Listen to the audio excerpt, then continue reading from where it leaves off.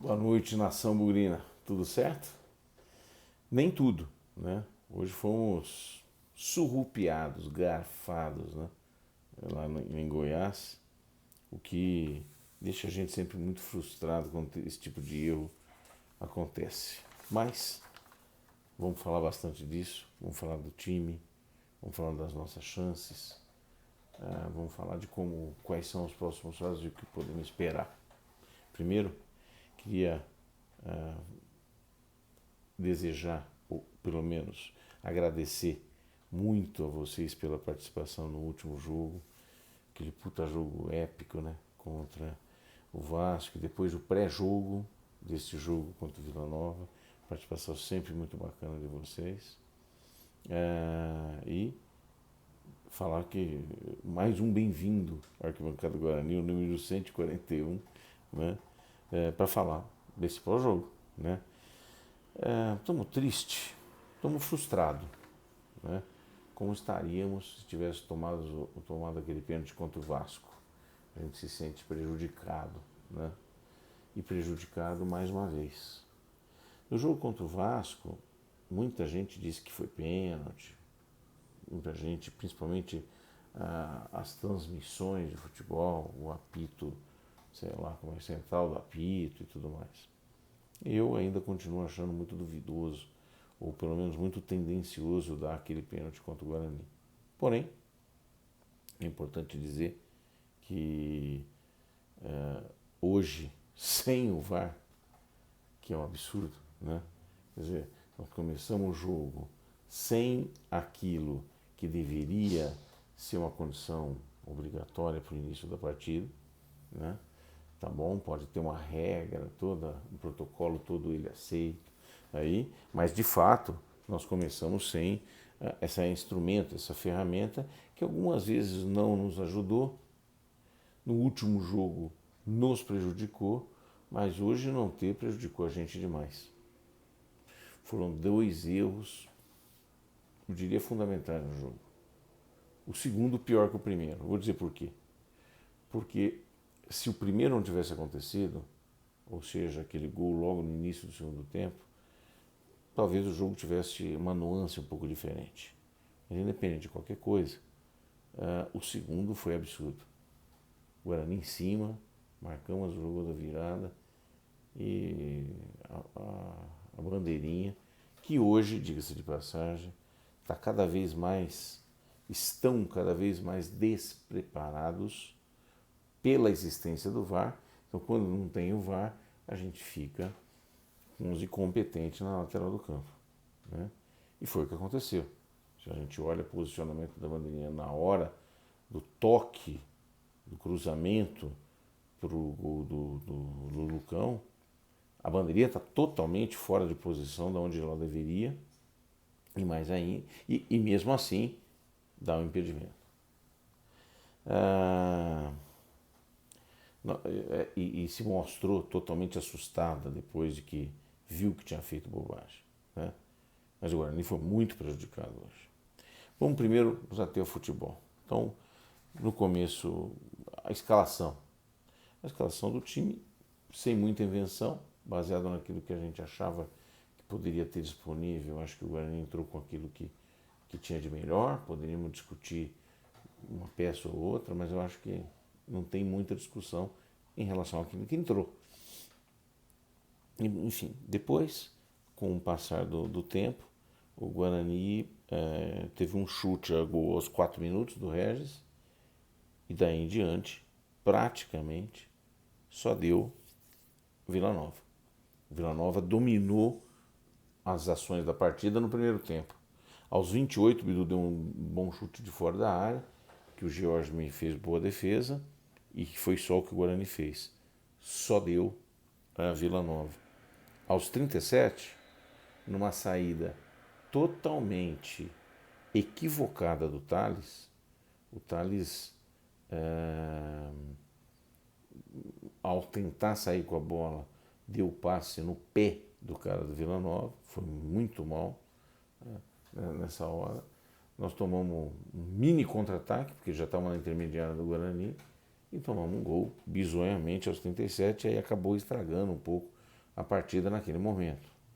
Viramos o tempo, substituímos, fizemos a entrada do Lucão na virada e tomamos o gol aos 2 minutos. Num gol onde o cara estava impedido e sem o VAR, a gente não pôde confirmar isso, né? E aí parecia que estava tudo perdido. Foi quando o Guarani começou a jogar um pouco de bola. Depois dos, eu diria, 15 minutos, o Guarani começou a tomar a ação do jogo. Fez mais algumas modificações, trocando alguns caras que estavam cansados. E aí um comentário, o Guarani, na minha opinião, se mostrou bastante cansado, desgastado em relação, ou por conta do jogo contra o Vasco da Gama, além dos 2 desfalques. E aí a substituição fez a gente ter sangue novo. A entrada do Lucão, a entrada do Andrigo, e depois do Pablo, né, fez o Guarani ter um ânimo, uma postura diferente em relação ao que estava acontecendo no primeiro tempo. A entrada do Lucão também ajudou, e eu achei que foi um acerto, porque eles tinham uma zaga e um goleiro muito alto. Então não tinha ninguém que pudesse brigar lá em cima, e o Lucão fez esse papel, né? Então isso aos 24 minutos, depois de uma boa trama na frente da área, tabelas e tudo mais, o Andrigo dá uma assistência para o Ludic, que entra muito bem e marca o primeiro gol do Guarani aos 24. Aos 30, um chute perigoso que foi na mão do goleiro. 31, uma defesaça do goleiro num chute do Pablo, né? Aos 32, o gol de empate, né? Depois de uma cerinha que o goleiro fez, foi escanteio, o Andrigo cruzou e o Lucão de cabeça fez 2-2, aos 32. Então, nesse momento, a gente tinha uns 18 minutos, mais ou menos, pelo menos, de jogo ainda para poder virar essa partida. E aos 37, mais ou menos, viramos. Foi aí que a coisa desandou. Porque aos 37 nós tivemos o terceiro gol, um gol do Lucão, cruzamento da direita, e o Lucão entra, gol do centroavante, inclusive, né?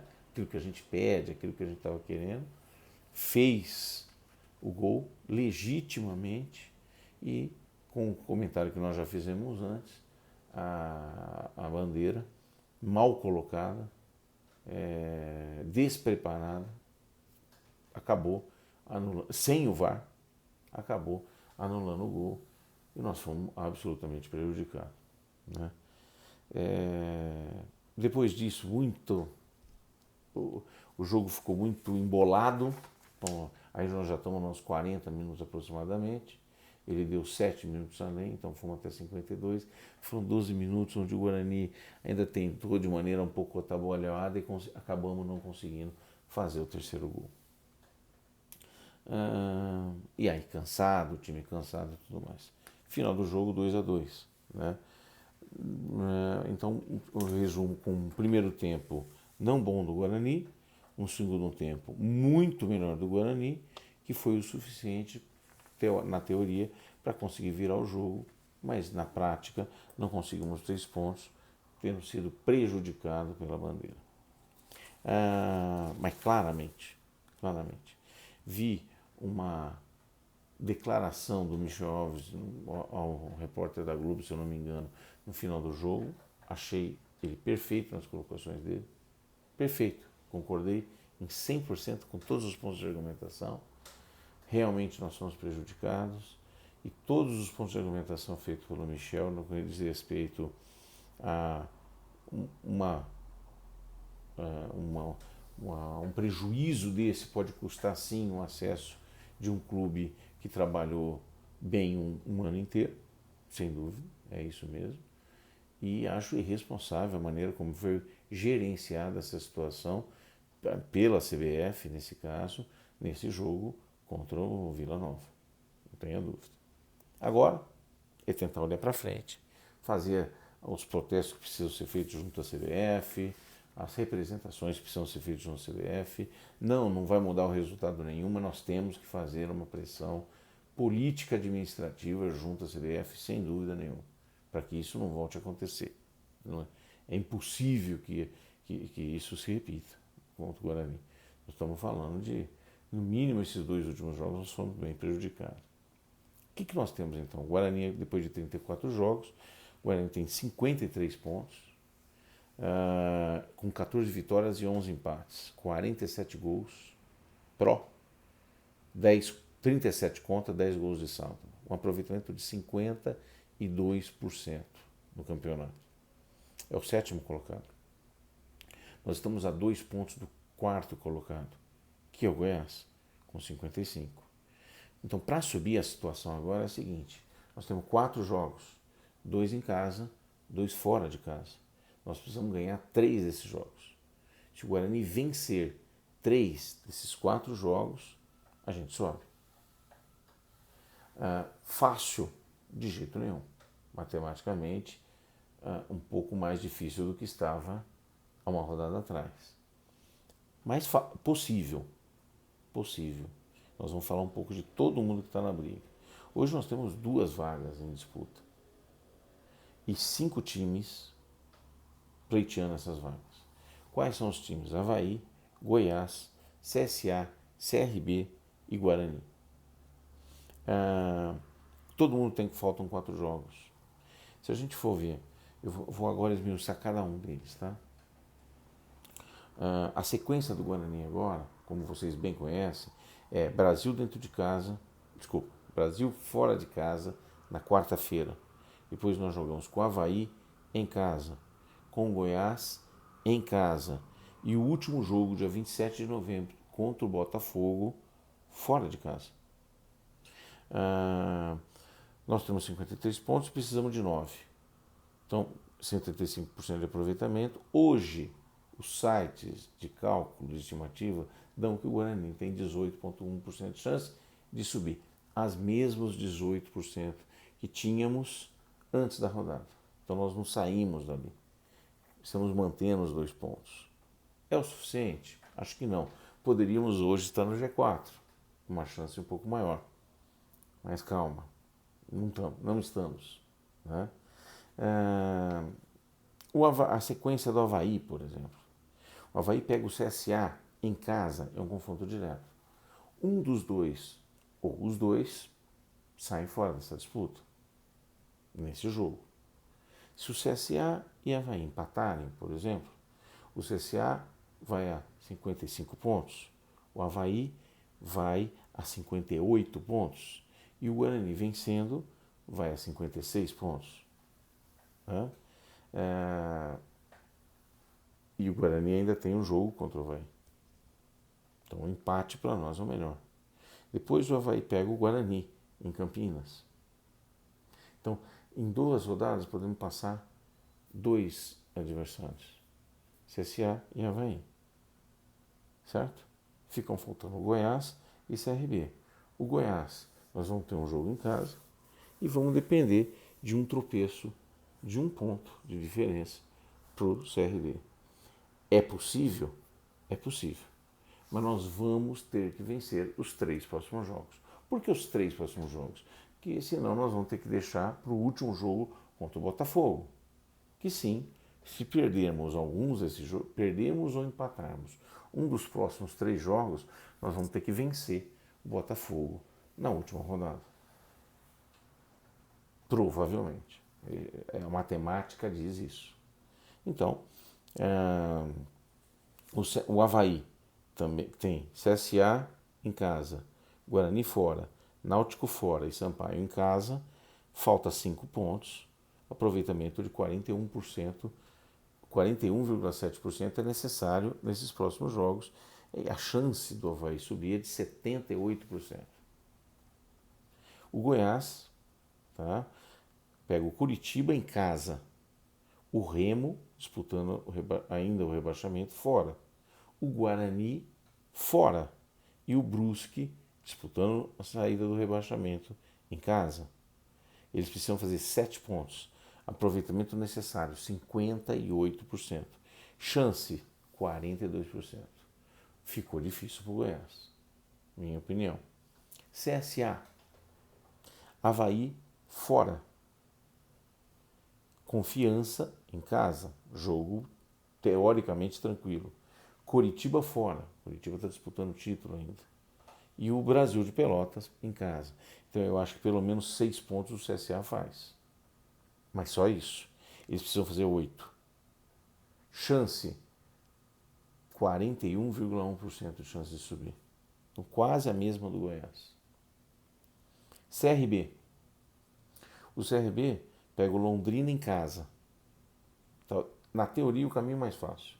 O Londrina em casa. O Brusque fora. O Vitória em casa. E o Operário fora. Todos os times que estão, os 3 primeiros, lutando contra o rebaixamento. E o Operário, que não luta por nada. O CRB pode tropeçar alguma coisa? Pode. Principalmente com os 2 primeiros. Eu acho que o CRB pode tropeçar tanto com Londrina quanto com Brusque. E nós, na sequência que eu já disse. Brasil fora, Avaí em casa, Goiás em casa, Botafogo fora. Então, a chave. Temos que ganhar os próximos 3. Sendo eles 2 jogos em casa e um contra o rebaixado do Brasil de Pelotas. É possível? É. É fácil? Não é. Mas eu ainda acredito. Lembra que faltava 3 vitórias e um empate? Agora só faltam 3 vitórias. O empate nós fizemos hoje. Poderia ter sido uma vitória. Não foi. Não adianta chorar sobre o leite derramado. Mas em termos das probabilidades, gente, eu acho que as chances, tanto de... Na prática, o Avaí está quase subindo. Que também está com uma pontuação alta. Pode tropeçar, mas está com uma pontuação muito alta. Agora, Goiás, CSA e CRB, eu acho que nós estamos muito próximos deles, tanto em termos de chance, tanto em termos de ponto, quanto em possibilidade de ultrapassá-los, porque temos confrontos diretos contra o Goiás, contra o Avaí, e o CSA também tem confrontos diretos. Então, é isso, gente. Nós vamos fazer tudo o que podemos, né? Continuar acreditando, e tomara que na quarta-feira contra o Brasil de Pelotas a gente ratifique a nossa vantagem, a nosso favoritismo contra o Brasil, porque se perdermos o Brasil de Pelotas, aí estamos fora. Né? Podemos perder mais uma? Podemos perder mais uma, mas vai ficar muito difícil. Né? O Guarani precisa ratificar o favoritismo contra o Brasil de Pelotas e ganhar esse jogo de qualquer forma. Né? É isso, gente. Nada está perdido ainda, mas hoje estamos muito frustrados porque fomos muito prejudicados pela arbitragem. E ainda bobeamos em um tempo. O primeiro tempo inteiro nós bobeamos. Vamos falar das atuações individuais, que é disso que interessa. Nós precisamos jogar bola. Nós só vamos ratificar contra o Brasil e ganhar os 2 jogos em casa se jogarmos bola. Então, Rafael Martins, pouco apareceu. 5,5. Não comprometeu. Ele é sim atabalhado na saída aérea, na bola aérea, mas hoje não comprometeu. Nenhum dos 2 gols que nós tomamos foi culpa dele. 5,5. Ludic fez razoável partida e ele é bem melhor no ataque. Bem melhor apoiando. Não é sensacional. Eu prefiro o Diogo Matheus ainda no total. Mas na defesa ele se atrapalha um pouco. Né? Hoje foi bem, fez inclusive um gol, e não é o primeiro. 6, nota 6 para ele. Thales, hoje não fez boa partida.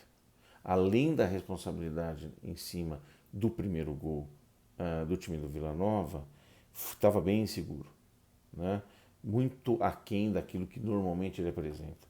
Para mim, 4,5. Ronaldo Alves, melhor que o Thales, não teve nenhuma falha clamorosa, mas um pouco pior do que vem apresentando nos últimos jogos. 5,5. Bidu, bem no ataque, fez 2 bons chutes, mas na defesa tem sempre dificuldade, sofre demais. 5,5. Hoje ainda foi falado do interesse que o Fluminense tem, não acredito que tenha isso influenciado e nem acho uma tragédia, acho bem natural que um Fluminense pode se interessar pelo Bidu e pode ser uma oportunidade de no final do campeonato a gente negociar e ganhar algum dinheiro, apesar que é bom que se diga e comente que o Fluminense não tem tanto dinheiro assim, né? Bruno Silva não fez grande partida, tem lá suas limitações, 5,5. Rodrigo Andrade também me sentiu o desgaste, principalmente do jogo, por conta do jogo contra o Vasco, 5,5. Regis, acho que na mesma linha do Rodrigo Andrade, fez uma partida mediana, sempre demonstra a sua categoria e tudo mais, mas vou dar 5,5 hoje. Alanzinho, é impressionante, né? Como realmente a gente sempre tem aquela dúvida de jogador que tem que entrar no início do jogo, entrar depois. O Alanzinho, quando entra no início do jogo, não rende a mesma coisa, é engraçado demais. 5. Bruno Sávio, disperso, errou muitas bolas, sempre um cara habilidoso, sempre um cara que pode levar algum perigo, principalmente pelas beiradas, centralizado não rende a mesma coisa e às vezes parece displicente, perde umas bolas absurdas. 5. Júlio César já fez melhores partidas, foi bem melhor contra o Vasco do que hoje contra o Vila Nova, 5,5. Aos 60, os que entraram, né? O Lucão no intervalo, eu achei que para aquilo que o Lucão se propõe, marcou 2 gols. 2 gols do centroavante. Um de cabeça e um de pé. E foi erroneamente cancelado ou anulado o segundo gol dele, que poderia ter dado a vitória pra gente.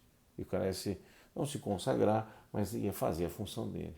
Há que se pensar, inclusive, se dependendo de algum jogo ou do momento do jogo, dos próximos, o Lucão não deve entrar para jogar, né?